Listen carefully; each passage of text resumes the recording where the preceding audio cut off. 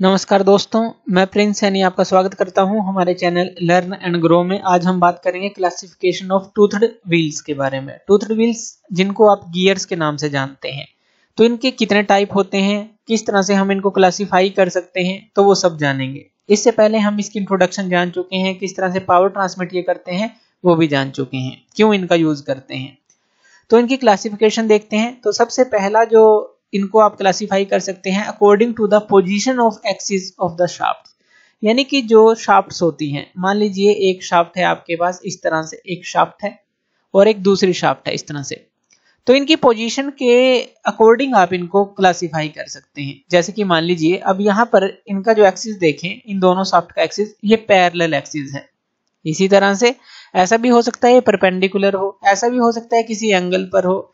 तो इस तरह से, यानी कि according to the position of axis of the shaft.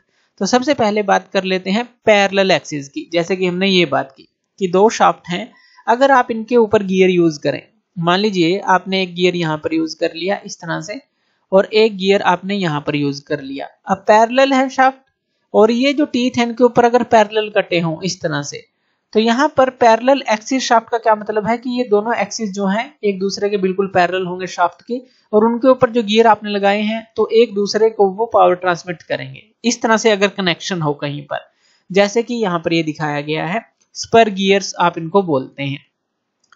अब अगर आप इसका साइड व्यू देखेंगे तो इस तरह से आपको दिखेगा, यानी कि ये शाफ्ट है और यहाँ पर ये गियर है, ये बीच में शाफ्ट है और ये गियर है।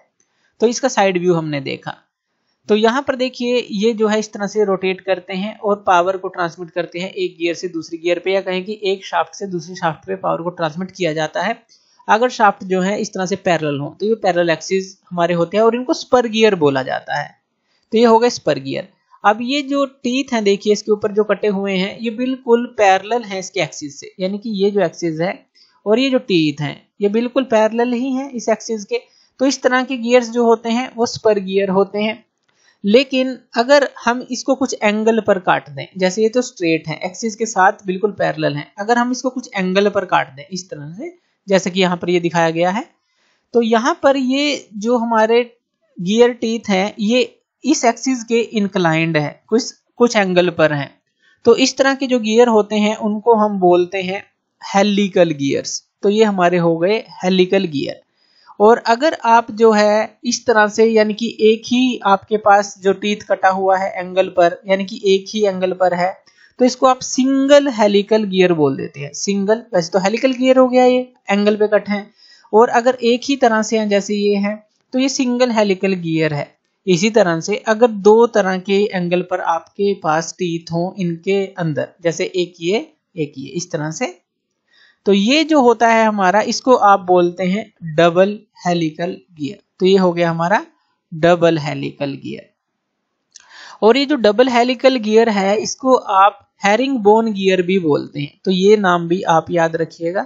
तो हैरिंग बोन गियर, तो ये भी इसको नाम दिया जाता है, जो कि हमारा डबल हेलिकल गियर होता है।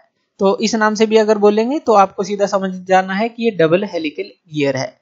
तो ये होते हैं हमारे पैरेलल एक्सिस वाले, यानी कि जिनकी जो शाफ्ट की एक्सिस है वो पैरेलल है। देखिए कोई भी देख लीजिए, बस टीथ का फर्क है, टीथ एंगल पे है हेलिकल गियर, अगर एक ही टीथ कटा हुआ है एंगल पे तो सिंगल, और अगर दो टीथ हैं इस तरह से तो यहाँ पर डबल हेलिकल गियर।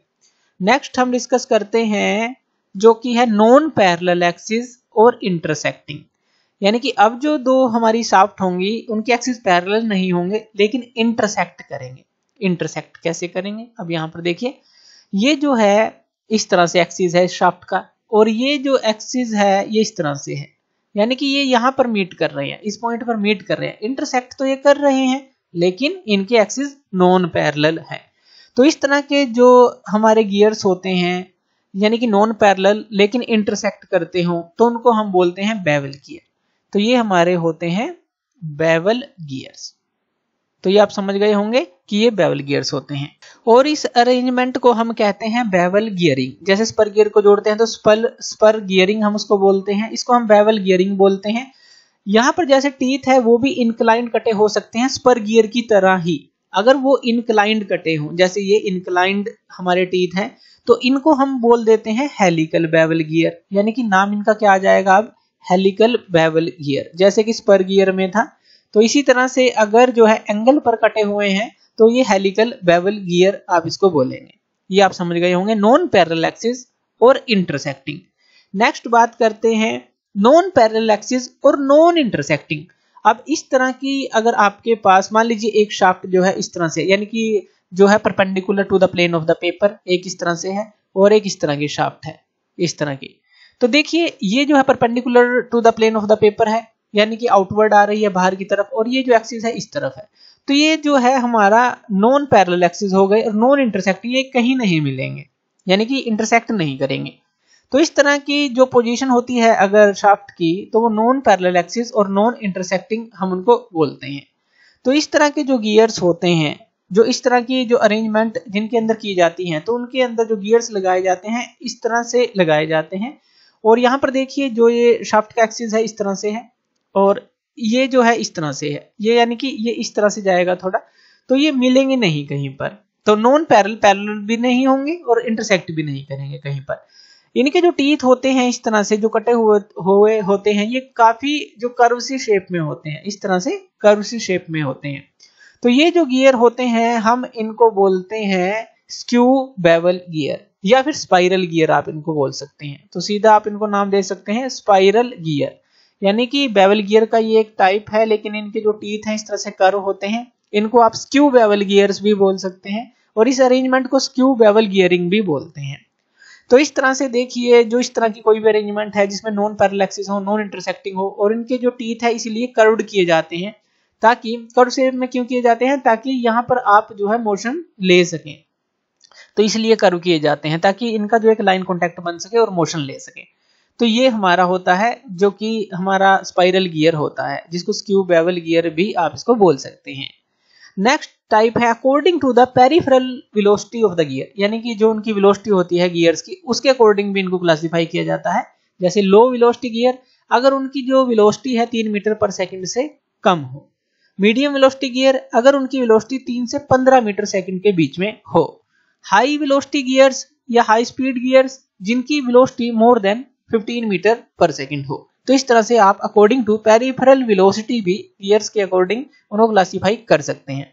उसके अलावा according to type of gearing, अब टाइप ऑफ गियरिंग के अंदर क्या आता है, इसके अंदर आता है एक्सटर्नल गियरिंग। जैसे कि ये 2 गियर हैं और हमने ये एक्सटर्नली अटैच कर रखे हैं।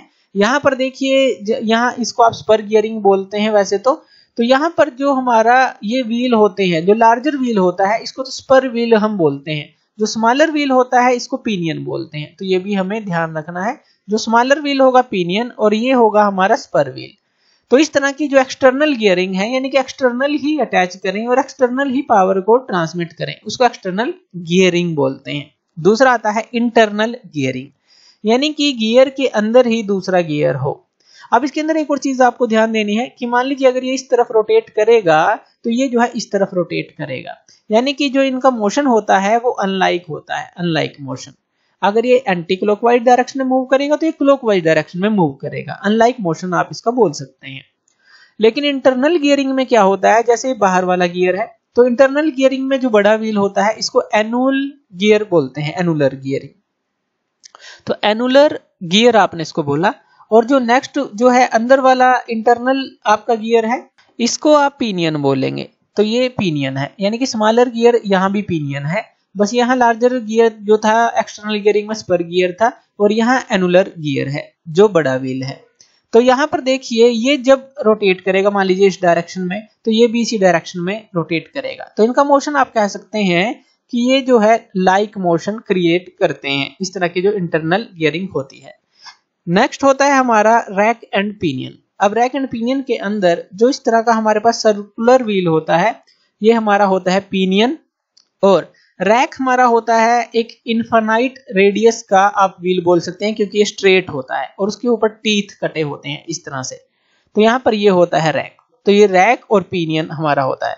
अब यहाँ पर होता क्या है, अगर आप इसको मूव करते हैं तो इस मोशन को, स्ट्रेट मोशन को आप सर्कुलर मोशन में कन्वर्ट कर सकते हैं। अगर आप इसको मूव करेंगे तो ये जो रोटेशन का मोशन है इसको आप लीनियर मोशन में कन्वर्ट कर सकते हैं। तो रैक एंड पिनियन के थ्रू आप ये मोशन ले सकते हैं। तो according to the type of gearing भी जो है आप इसको डिफाइन कर सकते हैं और उसके अलावा जो हमने बात की थी कि जो टीथ होते हैं कटे हुए, जो शेप्स होती है टीथ्स की सरफेस के ऊपर, उसके अकॉर्डिंग भी आप उसको डिफाइन कर सकते हैं। जैसे कि स्ट्रेट टीथ कटे हुए हैं जो कि हमने बात की थी, या इनक्लाइन टीथ कटे हुए हैं, या कर्व टीथ कटे हुए हैं।